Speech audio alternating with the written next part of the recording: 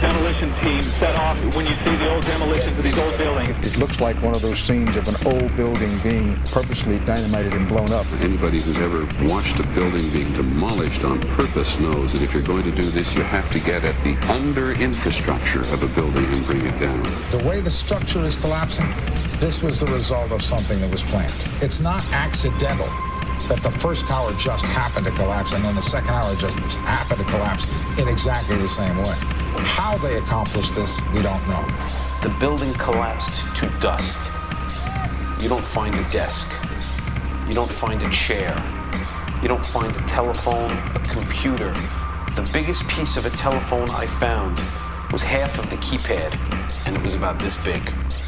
What happened to the concrete? The concrete was pulverized from river to river. There was dust powder 2-3 inches thick.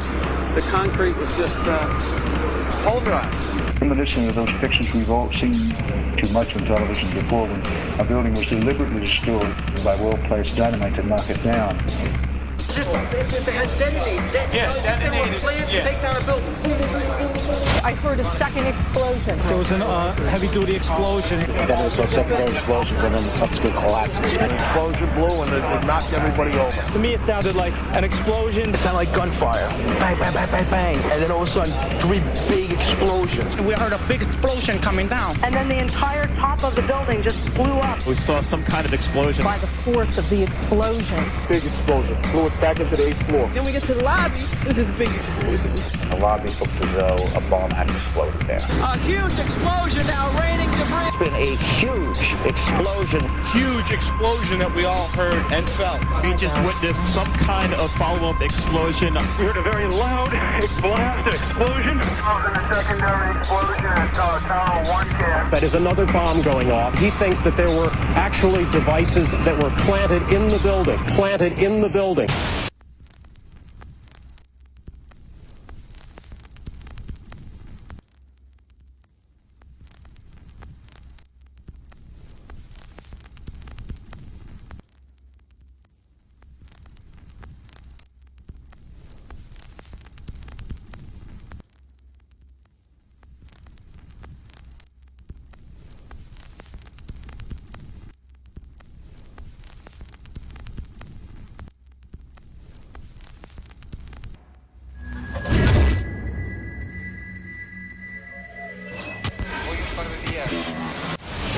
I don't think anybody could have predicted that they would try to use an airplane as a missile, a hijacked airplane as a missile. Nobody in our government, at least, and I don't think the prior government that could envision flying airplanes into buildings. No specific threat involving really domestic operation or involving what happened, obviously, the city's airliner and so. There were no warning signs that I'm aware of. USA Today reports that in the 2 years before the attacks on September the 11th, NORAD conducted exercises using hijacked airliners as weapons. And one target was the World Trade Center.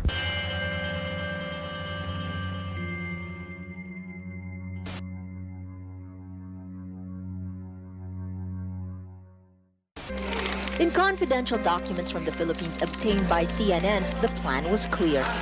He will board any American commercial aircraft, control its cockpit, and dive it at the CIA headquarters. Other buildings targeted the Pentagon and the World Trade Center.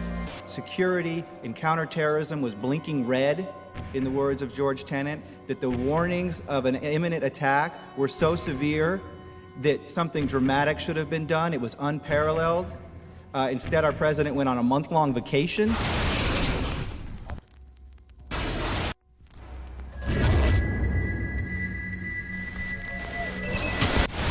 The head of Pakistani intelligence at the ISI, Mahmoud Ahmed, requested Omar Sheikh to wire $100,000 to Mohammed Atta, who was the lead hijacker. Hijacker Mohammed Atta received wire transfers via Pakistan. The man sending the money to Atta is believed to be Ahmed Umar Saeed Sheikh. Omar Sheikh admitted he was supported by the Pakistan government's intelligence service, the ISI.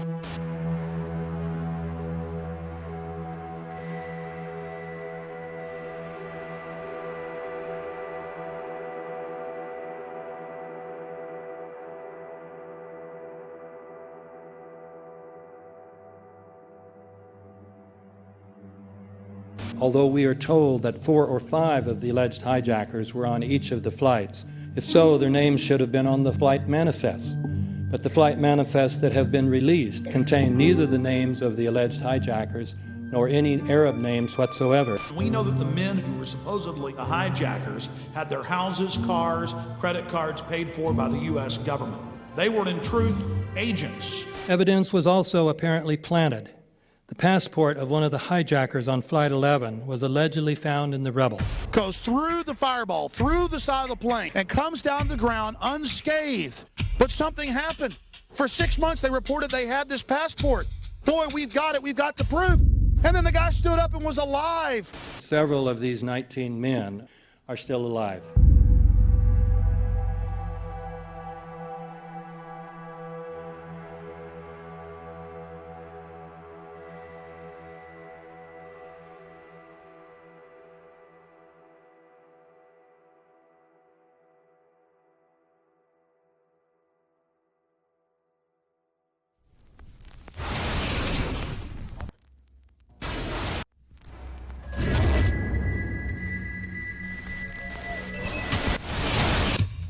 Of course we're after Saddam Hussein, bin Laden. He's January 2001, the Bush administration orders the FBI and intelligence agencies to back off investigations involving the bin Laden family, including 2 of Osama bin Laden's relatives, who were living, guess where, in Falls Church, Virginia, right next to CIA headquarters. When he was already America's most wanted criminal, he reportedly spent 2 weeks in the American hospital in Dubai, was treated by an American doctor, and visited by the local CIA agent.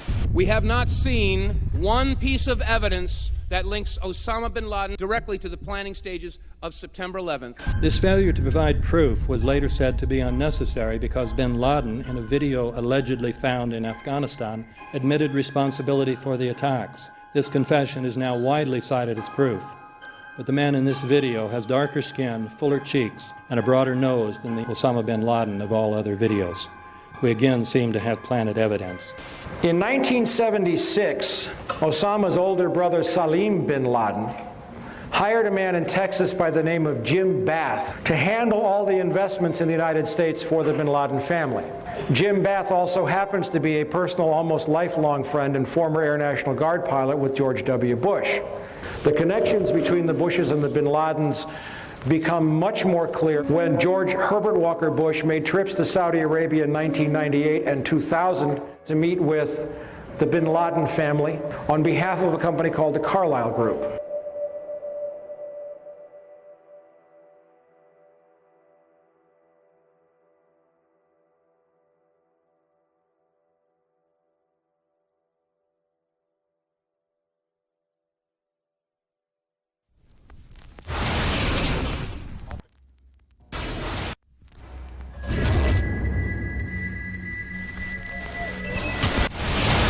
How could anyone fly a 60-ton, 125-foot wide, 44-foot tall plane through this obstacle course? The aircraft, before striking the Pentagon, reportedly executed a 270-degree downward spiral, and yet Hani Hanjour was known as a terrible pilot who could not safely fly even a small plane.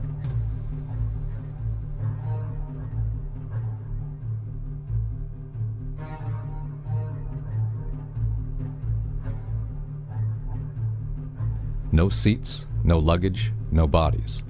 Nothing but bricks and limestone. The official explanation is that the intense heat from the jet fuel vaporized the entire plane. Flight 77 had 2 Rolls-Royce engines made of steel and titanium alloy and weigh 6 tons each. It is scientifically impossible, but 12 tons of steel and titanium was vaporized by jet fuel. We're also told that the bodies were able to be identified either by their fingerprints or by the DNA. So what kind of fire can vaporize aluminum and tempered steel and yet leave human bodies intact? From my close-up inspection, there's no evidence of a plane having crashed anywhere near the Pentagon. And as I said, the only pieces left that you can see are small enough that you could pick up in your hand. Shortly after the strike, government agents picked up debris and carried it off. The entire lawn was covered with dirt and gravel, so that any remaining forensic evidence was literally covered up. The videos from security cameras, which would show what really hit the Pentagon, were immediately confiscated by agents of the FBI, and the Department of Justice has to this day refused to release them. If these videos would prove that the Pentagon was really hit by a 757, most of us would assume the government would release them.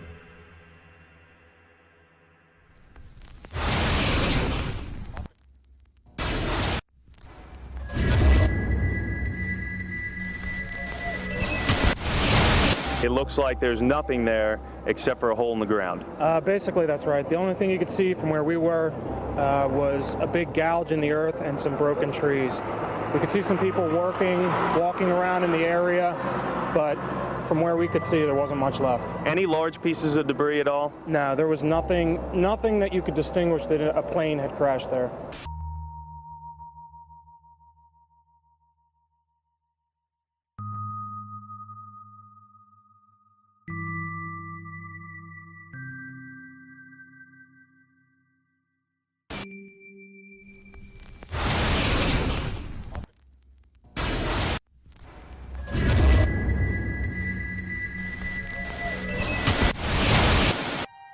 Pancake theory, according to which the fires, while not melting the steel, heated it up sufficiently to cause the floors weakened by the airplane strikes to break loose from the steel columns, and this started a chain reaction. So you would expect then from that theory, which is the official theory, to see a whole stack of floors piled up on top of each other and then a spindle of core columns standing too. The core of each of the twin towers consisted of 47 massive steel columns. If the floors had broken loose from them, these columns would have still been sticking up into the air 1,000 feet.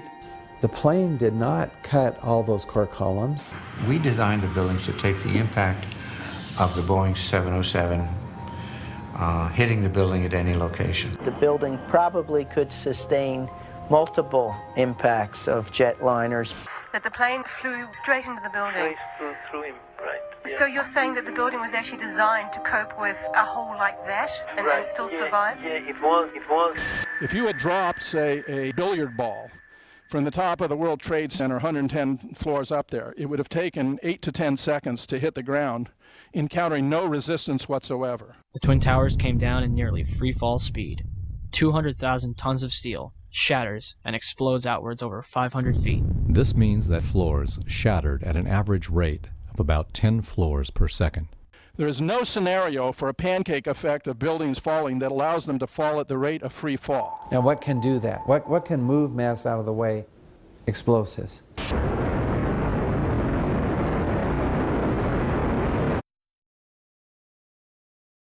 "47 huge steel columns going up the core. They're interconnected. How do you get them to fail simultaneously so the core disappears? It looks like those core columns were cut. The way we do this is by cutting the beam at an angle.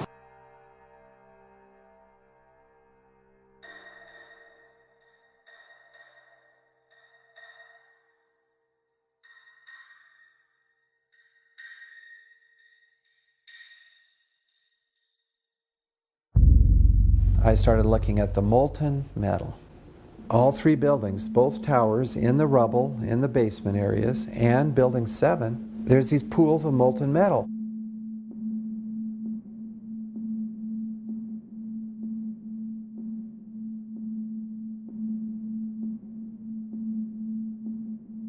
You'd get down below and you'd see molten steel running down the channel rails, like you're in a foundry. Like lava. The molten steel was found 3, 4, and 5 weeks later, when the rubble was being removed. He said that molten steel was also found underneath World Trade Center 7. So I'm looking through the official reports. What do they say about the molten metal? They say nothing. But wait a minute. This is important evidence. So where'd that come from? Thermite is so hot that it'll just cut through steel, through structural steel, for example, like a knife through butter. The products are molten iron and aluminum oxide, which goes off primarily as a dust. You know those enormous dust clouds? You can imagine when you assemble these chemicals on a large scale.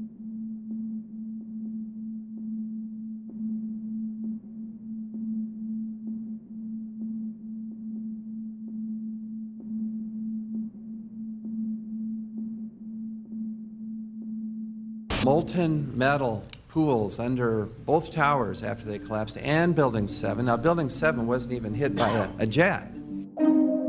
Part of the problem is that most people simply don't know much about Building 7 due to the extraordinary secrecy surrounding this collapse. And this was a 47-story skyscraper. This building fell at 5:25. It was not hit by a plane.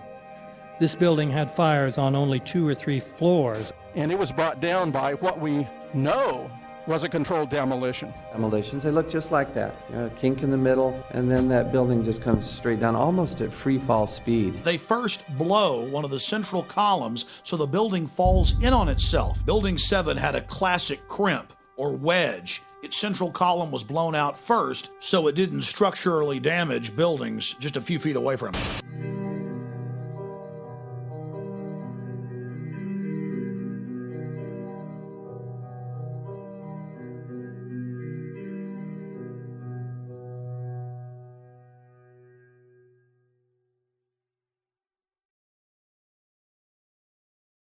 Our office was on the B1 level. As I was talking to a supervisor at 8:46, and all of a sudden we hear, boom! An explosion so hard that pushed us upwards. And it came from the basement between the B2 level and the B3 level. And when I went to verbalize, we hear, boom! The impact of the plane on the top. As I'm walking by the main freight corridor building in the corridor, that's when I got blown. I mean, the impact of the explosion threw me to the floor, and that's when everything started happening. All of a sudden, a big impact happened again, and all the ceiling tile was falling down, the light fixtures were falling. You know, you got to go clear across the whole from 1 to 2 World Trade Center, and then all of a sudden, it happened all over again. Something else hit us to the floor. Right in the basement, you felt it. Walls were caving in, everything that was going on. I mean, I know of people that got killed in the basement. I know of people that got broken legs in the basement. People that got reconstructive surgery because the walls hit them in the face.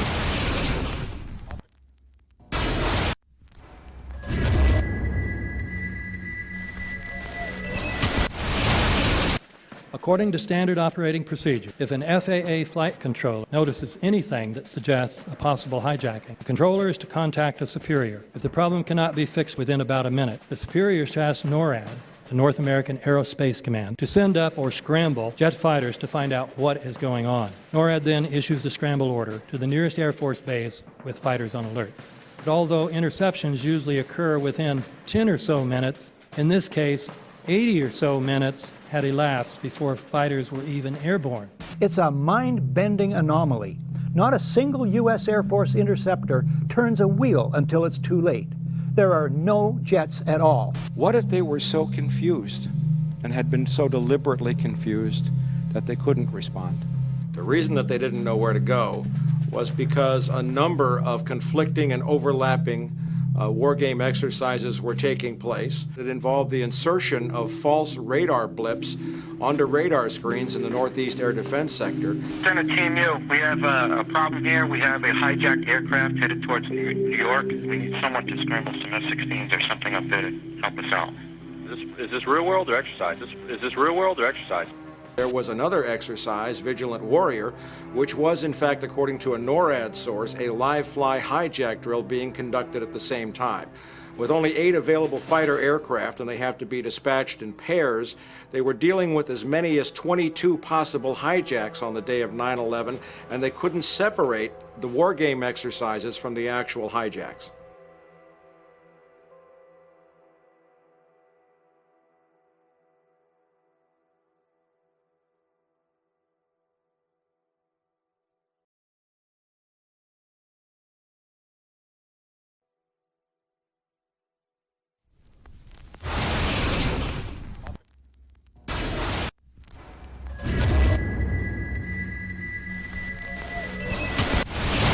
Page 172.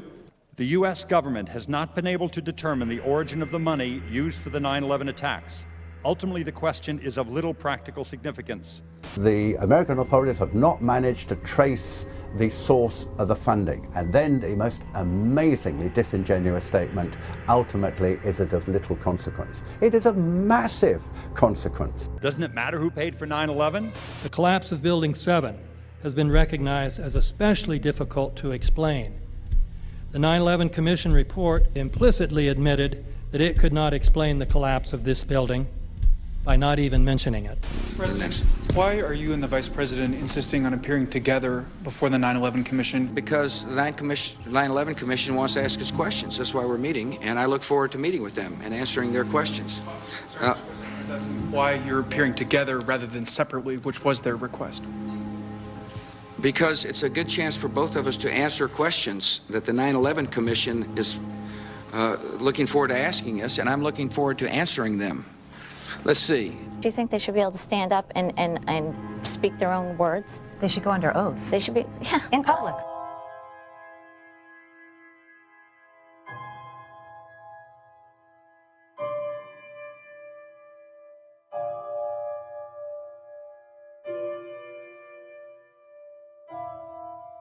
Don't you think that the families deserve to have a transcript or to be able to see what you Adam, said? you asked me that question yesterday. For an I got answer the today. same answer, yeah. The final report was a unanimous report. That means that if there was a single commissioner who had any objection about anything, that fact would be dropped from the report. We have found out that he not only served on the transition team of the Bush administration, that he was a person who wrote a draft memo for the setup of the Bush administration's National Security Council, that he was an individual who wrote the preemptive war strategy that was eventually used for the war in Iraq, that he is a close friend of Condoleezza Rice's. We want him to resign. There is literally nothing in the 9/11 report that the Bush administration did not approve of. We can understand, therefore, why the Commission, under Zelikow's leadership, would have ignored all the evidence that would point to the truth, that 9/11 was a false flag operation intended to authorize the doctrines and funds needed for a new level of imperial mobilization.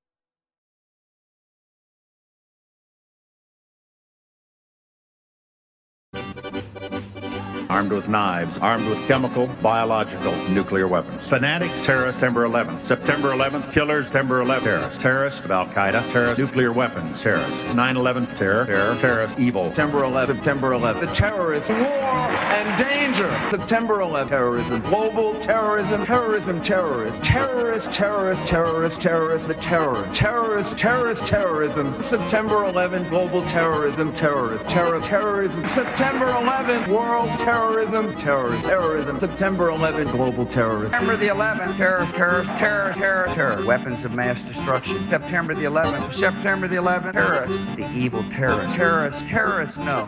Terrorism.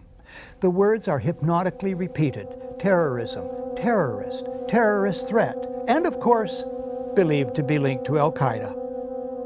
But it's the so-called war on terrorism that's in our faces practically 24/7 as the inescapable focus of our existence. One day, our grandchildren will look back on this time and ask, how was the war on terror won? The entire U.S. ruling class, ruling elite, comes to see terrorism as the preferred means, indeed the only means, to provide social cohesion, to provide an enemy image for the society to keep it together. According to neocon theory from Carl Schmitt, you have to have an enemy image in order to have a society. It's a very dangerous thing because now it means that the entire social order, the political parties, intellectual life, politics in general, all based on a monstrous myth. Monstrous myth.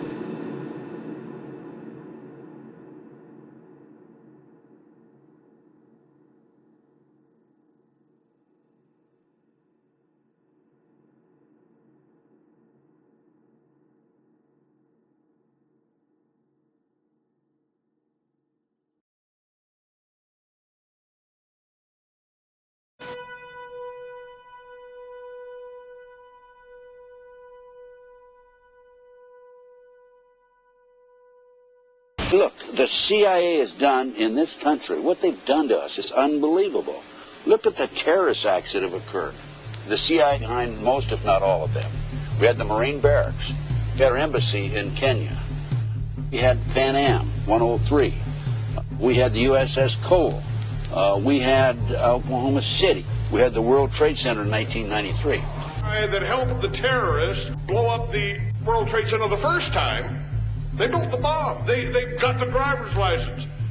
The informant, the FBI informant, a fellow named Salam, a 43-year-old former Egyptian army officer, he was given the assignment to put the bomb together. And he went to his supervisor, his FBI supervisor, and said, we're going to put a dummy bomb in here, right? And the FBI supervisor said, no, we're going to put a real bomb. The FBI actually carried out the attack on the World Trade Center in 1993. They actually hired Ahmad Salam and paid him $1 million and gave him real explosives, a detonator, and told him to build a bomb and to give it to the foolish people that he was controlling to allow them to attack the World Trade Center complex. Unfortunately for them, there were only 6 people killed, not enough to pass the legislation. So what happened is 2 years later, April 19, 1995, down comes Oklahoma City Murrah building, 168 people killed. 1 year later, the anti-terrorism legislation that takes away many of our constitutional rights and civil liberties is passed.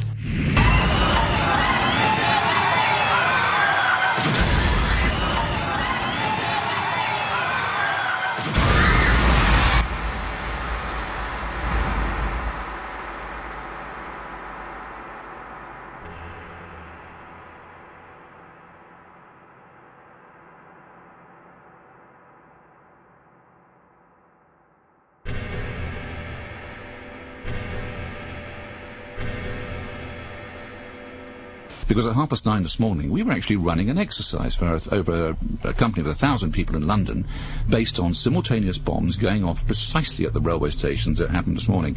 So I still have the hairs on the back of my neck standing upright. To get this quite straight, you were running an exercise to see how you would cope with this, and it happened while you were running the exercise? Precisely.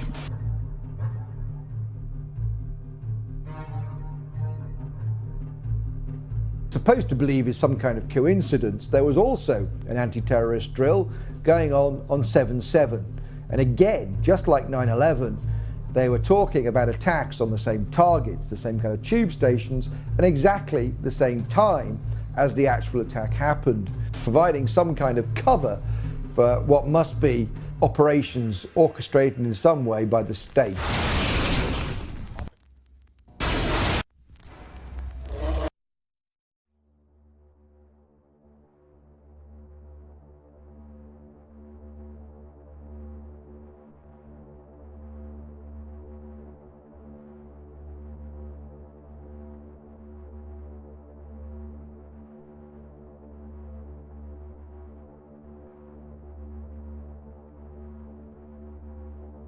I am absolutely appalled at how much people in this country do not think. We are given to understand that an Arabic guy out there up in the mountains financed the most elaborate attack on this country. Do you think some people in a cave, were able to have NORAD stand down? Do you think that people in a cave were able to have all of this happen? And when I think about how many Americans were killed in New York City, and believing as I do that this thing was a setup job, this is a textbook operation that Nazis used, and they've used it over and over again. America has been suckered in one more time. I don't have to tell you things are bad. Everybody knows things are bad. The dollar buys a nickel's worth. Banks are going bust. Shopkeepers keep a gun under the counter. Punks are running wild in the street, and there's nobody anywhere who seems to know what to do, and there's no end to it. We know the air is unfit to breathe, and our food is unfit to eat.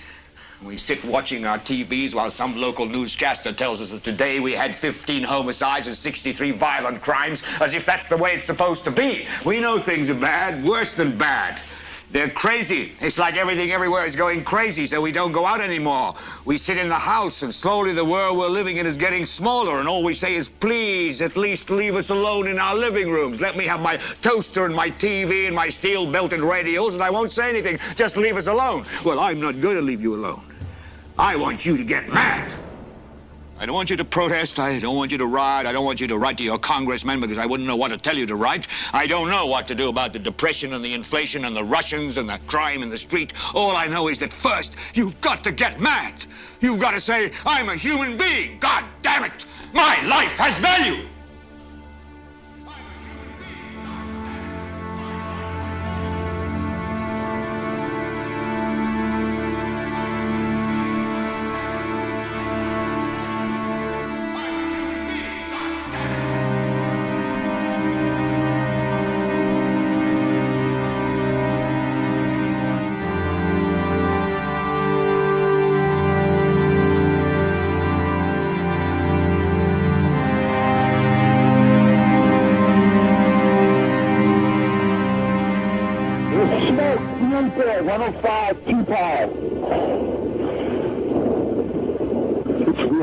It's black, it's iron. My wife thinks I'm all right. I called her and said I was leaving the building. I was fine, and bang. It's three of us, 2 broken windows. Oh, God! Ah!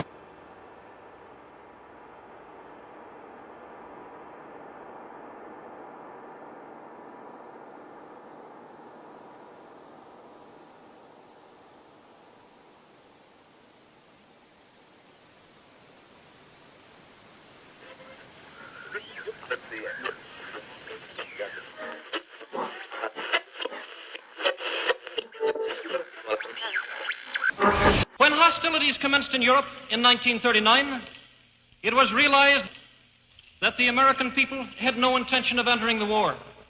But they believed that this country could be enticed into the war in very much the same way that it was enticed into the last one. They planned, first, to prepare the United States for foreign war under the guise of American defense. Second, to involve us in the war step by step without our realization. Third, to create a series of incidents which would force us into the actual conflict. These plans were, of course, to be covered and assisted by the full power of their propaganda. Our theaters soon became filled with plays portraying the glory of war. Newsreels lost all semblance of objectivity, and they have used the war to justify the restriction of congressional power and the assumption of dictatorial procedures on the part of the President and his appointees. A fear campaign was inaugurated. We cannot allow the natural passions and prejudices of other peoples to lead our country to destruction.